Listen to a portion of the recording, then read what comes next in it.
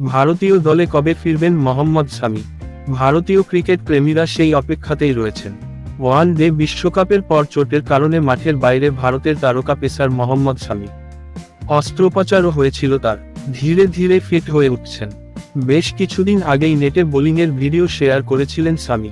সামনেই বাংলাদেশের বিরুদ্ধে 2 ম্যাচের টেস্ট সিরিজ রয়েছে। সেই সিরিজেই প্রত্যাবর্তন হবে কিনা নিশ্চিত নয়। শামি প্রস্তুতি চালিয়ে যাচ্ছেন। জাতীয় দলে ফেরার জন্য ফিটনেস টেস্টও দিতে হবে। দলীপ ট্রফিতে দেখা যেতে পারে শামিকে। এবার ব্যাটিংয়ের ভিডিও শেয়ার করলেন শামি। মোহাম্মদ শামির বোলিং পারফরম্যান্স নতুন করে বলার অপেক্ষা রাখে না।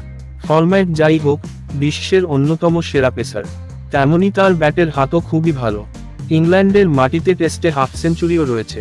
এছাড়া প্রথম শ্রেণীর ক্রিকেটেরও 2টি হাফ সেঞ্চুরি। তার ব্যাটিং তাণ্ডব দেখেছিলেন ইংল্যান্ড বোলাররা।